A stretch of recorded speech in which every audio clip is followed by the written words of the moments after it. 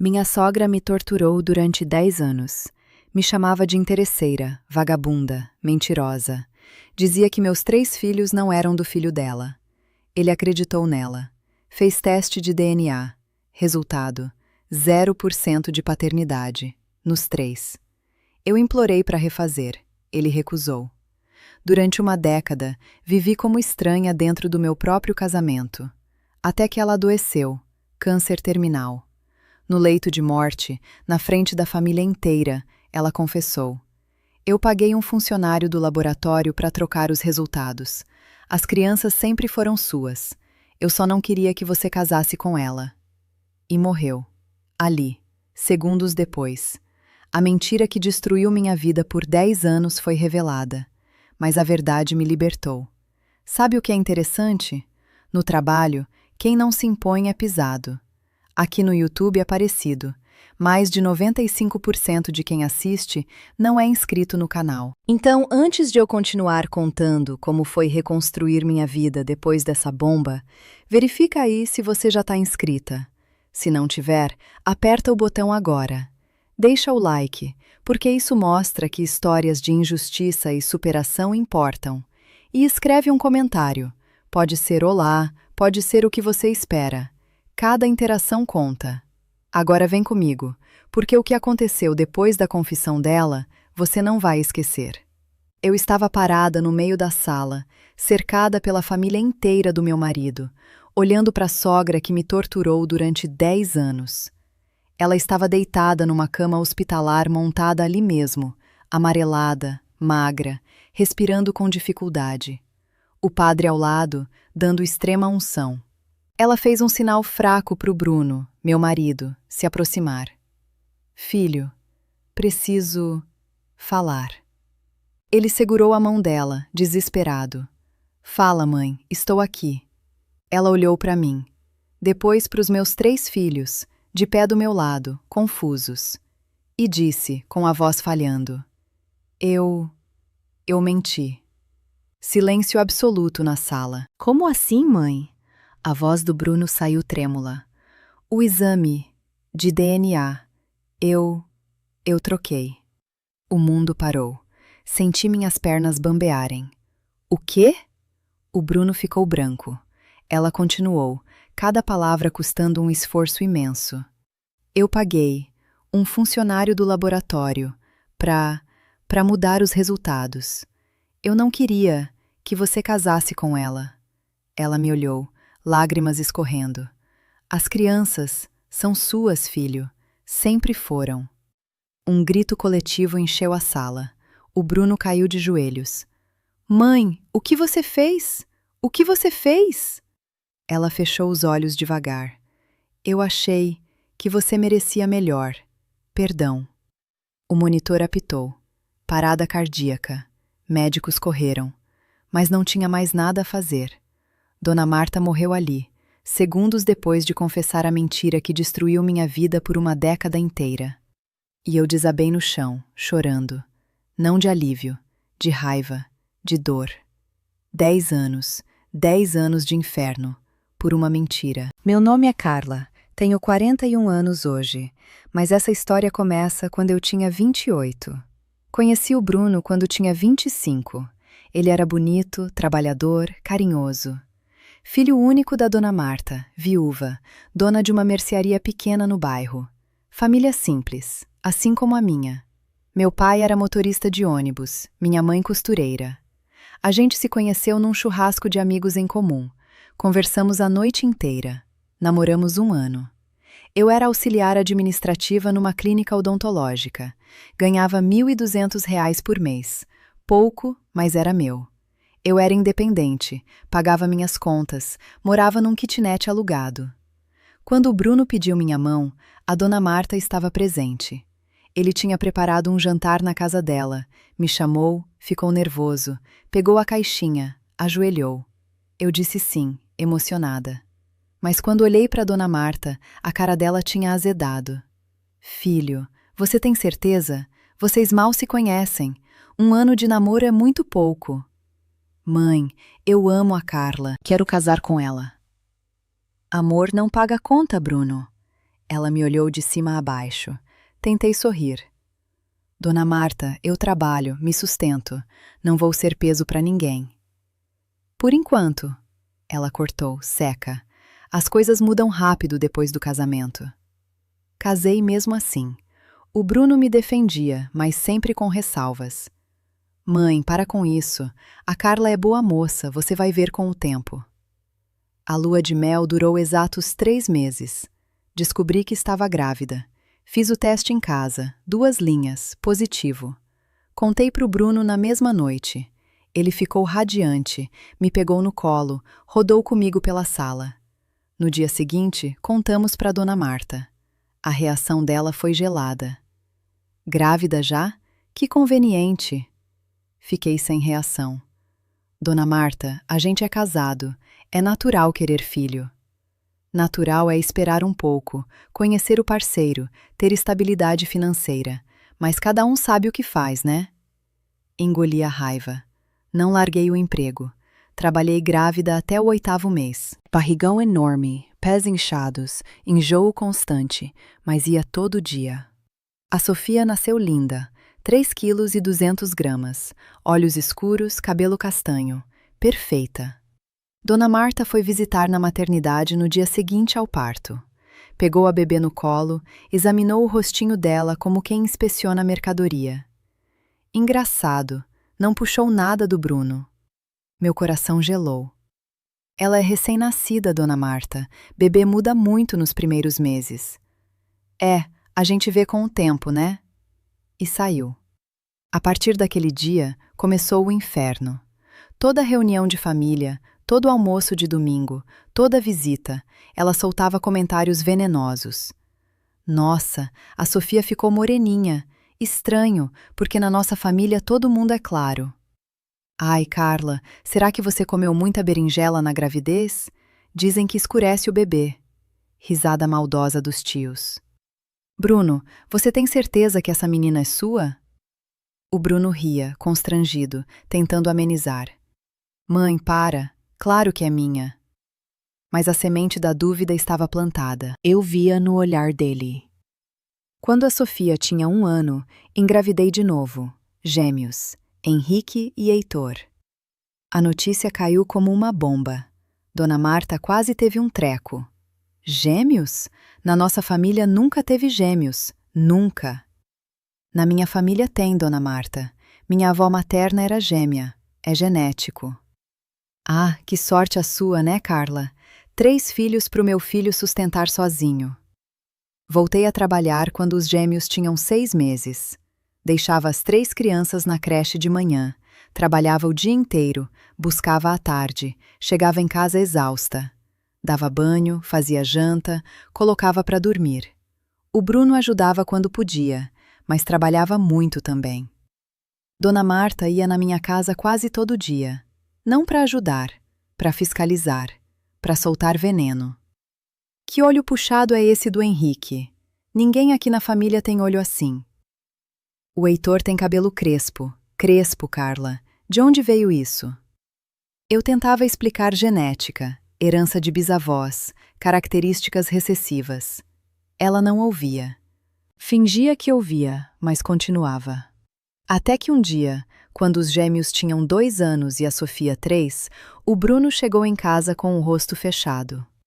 Carla, a gente precisa conversar. Sentei no sofá, coração acelerado. O que foi? Ele respirou fundo. A gente precisa fazer teste de DNA. Senti o mundo desabar. Você tá falando sério? Minha mãe não para de falar. Ela tá me deixando louco com isso. Eu preciso de certeza. Bruno, você é o único homem que eu já tive na vida. Como você pode duvidar de mim? Não é dúvida, ele levantou a voz. É só para calar a boca dela, para ela parar com esses comentários. Então é para calar a boca dela? Não é para ter certeza? Ele desviou o olhar, não respondeu. Chorei dias. Senti a humilhação queimar por dentro. Mas aceitei, porque eu sabia a verdade. Faz o exame. Prova para sua mãe que ela tá errada, que ela sempre esteve errada. Fizemos. Os três: Sofia, Henrique, Heitor. Coleta de sangue, assinatura de documentos, pagamento caro. Uma semana depois, o Bruno chegou em casa com 3 envelopes lacrados. A dona Marta estava lá. Ela tinha exigido estar presente. Eu tenho direito de saber a verdade sobre meus netos, ela disse, de braços cruzados. O Bruno abriu o primeiro envelope. Sofia. Leu em voz alta, mãos tremendo. Probabilidade de paternidade, 0%. Excluído como pai biológico. Congelei. Isso tá errado. Tem que estar errado. Ele abriu o segundo. Henrique. 0%. Excluído. Abriu o terceiro. Heitor. 0%. Excluído. Dona Marta se levantou, triunfante, olhos brilhando. Eu sabia! Eu sempre soube! Essa vagabunda te enganou, filho. Enfiou 3 bastardos em você. Bruno, isso tá errado. Eu juro, eu nunca traí você. Nunca! Ele olhou para mim com uma expressão que eu nunca tinha visto. Nojo. Desprezo. Para de mentir, Carla. Eu não tô mentindo! Gritei, desesperada. Esses exames estão errados. Vamos refazer em outro laboratório. Chega, Carla. Chega. Ele amassou os papéis. Eu não quero ouvir mais nada. E saiu. O Bruno não pediu divórcio imediatamente, mas me tratava como estranha. Dormia no sofá. Mal olhava na minha cara. Quando precisava falar comigo, era seco, frio, como quem fala com uma desconhecida. As crianças sentiam. A Sofia, com 3 anos, me perguntava toda noite: Mamãe, por que o papai não brinca mais com a gente? Eu não tinha resposta. Como explicar para uma criança de 3 anos que a avó tinha envenenado a cabeça do pai? Dona Marta espalhou a história para a família inteira. Cunhados, primos, tios, vizinhos. A Carla enganou meu filho. Enfiou 3 bastardos nele e fez ele de trouxa. Fui massacrada. Olhares de desprezo nas festas de família. Comentários maldosos sussurrados quando eu passava. Isolamento total. Tentei refazer o exame por conta própria. Juntei dinheiro, procurei outro laboratório. Mas o Bruno recusou dar as amostras dele. Já deu, Carla. Para de insistir. A verdade já apareceu. Durante 10 anos, vivi nesse limbo. O Bruno sustentava as crianças, porque legalmente ainda eram filhos dele. Mas friamente, sem afeto, sem carinho. Eu trabalhava, cuidava de tudo sozinha. Lição de casa, reunião de escola, médico, dentista, roupa, comida, tudo. Dona Marta continuava vindo na minha casa e continuava humilhando. Coitadas dessas crianças, crescendo com uma mãe sem vergonha. Sofia, quando você crescer, não seja igual sua mãe, viu? Aprende a ter dignidade. Henrique, Heitor, vocês sabem que o Bruno não é pai de vocês de verdade, né? Sua mãe enganou todo mundo. Eu tentava proteger meus filhos, mandava eles para o quarto quando ela começava, mas eles ouviam, e cresciam confusos, magoados, sem entender. O Bruno nunca me expulsou de casa, mas também nunca mais me tocou, nunca mais me defendeu, vivia como um fantasma ao meu lado. Eu sobrevivia por pura teimosia, porque eu sabia a verdade, e esperava que um dia, de alguma forma, ela viesse à tona. Se essa história está mexendo com você, compartilha esse vídeo. Manda para alguém que precisa ouvir. E se ainda não deu o like, aperta agora. Histórias como essa precisam ser contadas. 10 anos se passaram. A Sofia completou 13 anos. Henrique e Heitor, 12. E a dona Marta, com 72 anos, foi diagnosticada com câncer de pâncreas. Agressivo. Sem cura. Os médicos deram 3 meses. O Bruno ficou devastado. Montou uma cama hospitalar na sala da casa dela. Ele nunca tinha saído completamente de lá. Sempre ia dormir lá algumas noites por semana. Agora passava o dia inteiro cuidando dela. Eu fui visitá-la algumas vezes. Não por ela, mas porque, apesar de tudo, o Bruno ainda era meu marido no papel. E meus filhos ainda a viam como avó. Ela estava deitada, amarelada pela icterícia, magra, pele grudada nos ossos, familiares sempre em volta. Quando me via, fazia uma careta, mas não tinha mais forças para falar. Uma semana depois, o médico avisou que era questão de horas, no máximo dias. Num domingo de manhã, o Bruno me ligou, voz embargada. Carla, vem aqui, rápido. Minha mãe quer falar com todo mundo. Acho que é a despedida. Fui. Levei as 3 crianças. A sala estava lotada. Tios, primos, vizinhos, amigos da igreja. Padre ao lado da cama, dando extrema unção. Dona Marta respirava com dificuldade, olhos semifechados. De repente, ela abriu os olhos. Fez um sinal fraco para o Bruno. Ele se aproximou, segurou a mão dela. Fala, mãe. Estou aqui. Pode falar. Ela olhou para mim, depois para os meus filhos, e disse, com a voz falhando: Eu menti. Silêncio. Como assim, mãe? O exame de DNA eu troquei. O Bruno ficou branco. O quê? Eu paguei um funcionário do laboratório para mudar os resultados. Ela engasgou, tossiu. Eu não queria que você casasse com ela. Achei que você merecia melhor. Ela me olhou, lágrimas escorrendo. As crianças são suas, sempre foram. Perdão. E fechou os olhos. O monitor apitou. Linha reta. Parada cardíaca. Os médicos correram, tentaram reanimar, mas não adiantou. Dona Marta morreu ali, segundos depois de confessar. O velório da Dona Marta foi o mais tenso da minha vida. Metade da família vinha me pedir desculpas, constrangidos, sem saber onde enfiar a cara. Carla, a gente não sabia. Desculpa por ter acreditado. Você deve estar aliviada. A outra metade me evitava, com vergonha ou raiva, não sei. O Bruno estava destruído. Não chorava pela mãe que morreu. Chorava pela culpa que carregava. No segundo dia de velório, ele me puxou para um canto. Carla, eu não sei o que dizer. Olhei para ele, para esse homem que dividiu a cama comigo durante 10 anos sem me tocar, que duvidou de mim, que deixou a mãe me humilhar na frente dos nossos filhos. Você não precisa dizer nada, Bruno. Eu fui um idiota, um completo idiota. Eu devia ter confiado em você. Devia. Minha voz saiu firme. A gente pode recomeçar? Tentar de novo? Eu vou fazer tudo diferente, eu prometo. Respirei fundo. Olhei nos olhos dele. Não. Ele piscou, chocado. Carla. Bruno, você acreditou na sua mãe. Você escolheu acreditar num papel, num exame forjado, em vez de acreditar na mulher que você dizia amar.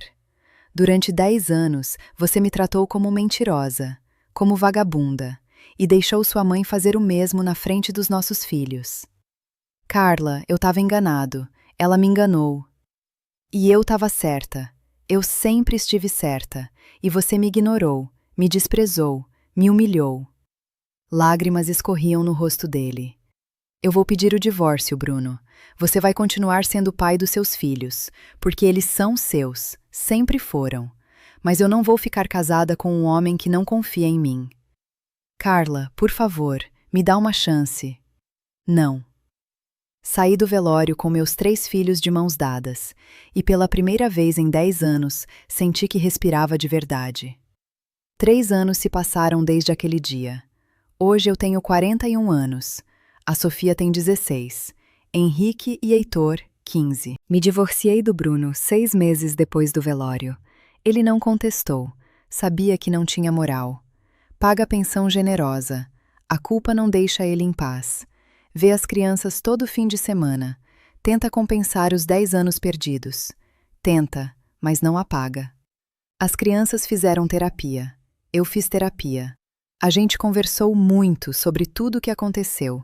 Sobre a avó, sobre o pai, sobre a mentira, sobre como sobreviver a isso. A Sofia me disse, alguns meses atrás, enquanto a gente tomava café juntas: Mãe, Como você aguentou? 10 anos sendo chamada de mentirosa. Como? Porque eu sabia a verdade. E porque vocês três eram mais importantes que qualquer humilhação. A vovó era má. A vovó amava seu pai do jeito errado. Controlador, egoísta. E machucou muita gente no processo. O Henrique me perguntou numa noite dessas: Você odeia o papai? Não. Mas também não confio mais nele como marido. Como pai de vocês, ele tá tentando. Tá melhorando. E isso eu respeito. O Bruno tentou voltar. Várias vezes. Mandou flores, escreveu cartas, fez pedidos emocionados. Eu recusei todos. Conheci o André um ano atrás. Professor de história, divorciado, sem filhos, paciente, gentil. Conhece-me na história toda, cada detalhe. Carla, você é a mulher mais forte que eu já conheci, ele me disse no nosso terceiro encontro. Não sou forte, só sou teimosa. Ele riu. Teimosia é força disfarçada de orgulho. Meus filhos gostam dele. Aos poucos, devagar. A gente está construindo algo novo, sem pressa. Semana passada, a Sofia veio me mostrar um trabalho de escola sobre mulheres inspiradoras. Ela escreveu sobre mim. Minha mãe foi humilhada durante 10 anos por causa de uma mentira. Acusaram ela de traição, de ser sem vergonha, de enganar todo mundo. Mas ela nunca desistiu da verdade. Ela me ensinou que, às vezes, você tem que aguentar o inferno inteiro para chegar do outro lado. E quando você chega, você é livre. Minha mãe é livre, e eu quero ser como ela. Chorei lendo aquilo. Abracei minha filha forte e chorei. A verdade me custou 10 anos de sofrimento, 10 anos de humilhação, 10 anos de solidão dentro do meu próprio casamento. Mas a mentira custou a Dona Marta a alma dela. Ela morreu carregando culpa. Morreu sabendo que destruiu a vida do filho, da nora, dos netos. E no fim, eu sobrevivi. Ela não. Às vezes a justiça demora. Demora tanto que você acha que nunca vai chegar. Mas quando chega, chega completa. E você percebe que valeu a pena ter segurado. Valeu a pena ter acreditado em si mesma quando ninguém mais acreditava. Hoje, quando olho para os meus 3 filhos, vejo o quanto eles cresceram, o quanto superaram. Eles sabem quem eu sou, sabem que eu nunca menti, sabem que a verdade sempre esteve do meu lado. E isso ninguém tira. Se você chegou até aqui, deixa eu te dizer uma coisa. Se você está sendo acusada de algo que não fez, se está carregando uma injustiça nas costas, se todo mundo duvida de você menos você mesma, aguenta. Segura. Porque a verdade sempre aparece. Pode demorar, pode doer, mas aparece. Se inscreve no canal se você acredita que a verdade vale mais que a opinião dos outros. E se essa história te tocou, compartilha com alguém que precisa saber que não está sozinha. O que você achou? Comenta aqui embaixo. Eu, Carla, fiz certo em recusar o Bruno depois da verdade aparecer? Ou eu deveria ter dado uma segunda chance para o casamento? Quero saber sua opinião. Um abraço de quem sabe que mentira tem perna curta e verdade tem raiz funda.